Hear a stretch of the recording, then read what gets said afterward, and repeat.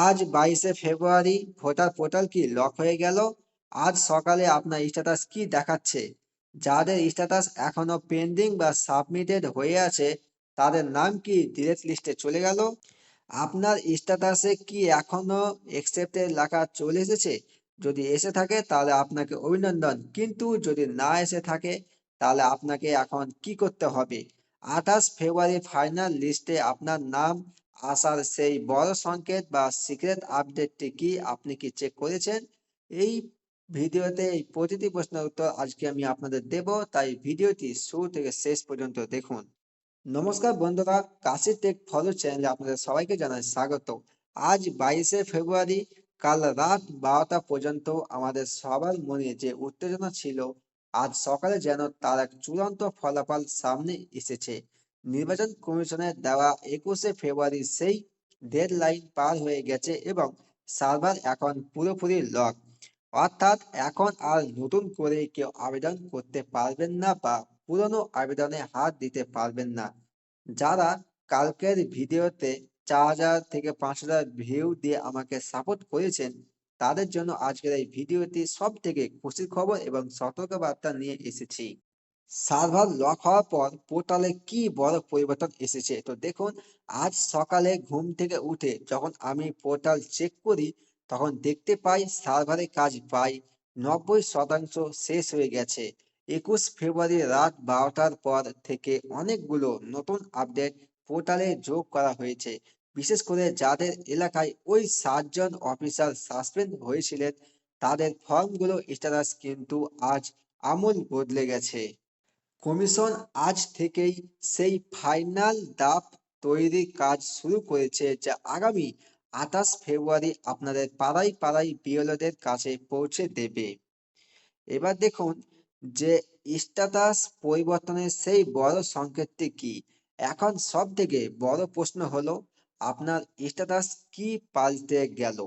আপনারা স্ক্রিনে দেখুন, আমি একটি রেফারেন্স আইডি দিয়ে আপনাদের লাইভ চেক করে দেখাচ্ছি। যদি দেখেন আপনার স্ট্যাটাসে অ্যাকসেপ্টেড বা ফিল্ড ভেরিফাইড লেখা চলে এসেছে, তবে আপনি তবে আপনি 100% নিশ্চিত থাকুন যে 28 তারিখের লিস্টে আপনার নাম উঠছেই। কিন্তু যাদের স্ট্যাটাস এখনো সাবমিটেড বা আন্ডার রিভিউ দেখাচ্ছে, তাদের জন্য কি সবশেষ? একদমই না। আপনাদের জন্য একটি গোপন সংকেত দিচ্ছি। যদি আপনার প্রোফাইলে গিয়ে দেখেন এপিক ডাউনলোড অপশনটি চালু হয়ে গেছে বা সেখানে আপনার নতুন এপিক নম্বর দেখাচ্ছে, তবে জানবেন লিস্টের নাম আসা সেটাই সব থেকে বড় সংকেত। এবার দেখুন যে যাদের নাম এখনো পেন্ডিং, তাদের ভয়ঙ্কর ভবিষ্যৎ কি। তো বন্ধুরা, আনন্দবাজারে কালকে সেই রিপোর্টটি মনে করুন, যেখানে 6 লক্ষ নাম বাদ যাওয়ার কথা বলা হয়েছিল। কমিশন পরিষ্কার জানিয়েছে 21 তারিখের ডেডলাইন পার হওয়ার পরও যাদের নথিতে ভুল ছিল বা যারা শুনানিতে যাননি, তাদের স্ট্যাটাস এখন সরাসরি রিজেক্টেড বা চিরতরে পেন্ডিং লিস্টে পাঠিয়ে দেওয়া হচ্ছে।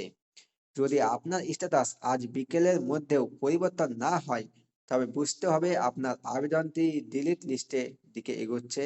আপনাদের কার কার স্ট্যাটাস এখনো পেন্ডিং বা সাবমিটেড দেখাচ্ছে, তারা এখনই আপনার ব্লকের নাম সহ কমেন্ট করুন। আমি আপনাদের সমস্যার সমাধান দেওয়ার চেষ্টা করব। তাই বন্ধুরা, 28 ফেব্রুয়ারির জন্য হাত গুটিয়ে বসে থাকবেন না।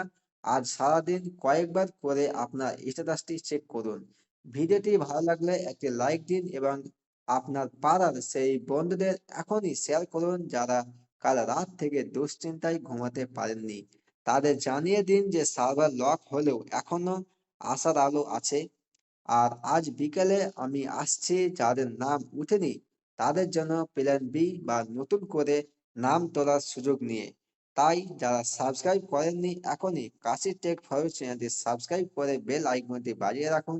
দেখা হচ্ছে পরের ভিডিওতে। ততক্ষণ আপনারা সুস্থ থাকুন, ভালো থাকুন। ধন্যবাদ।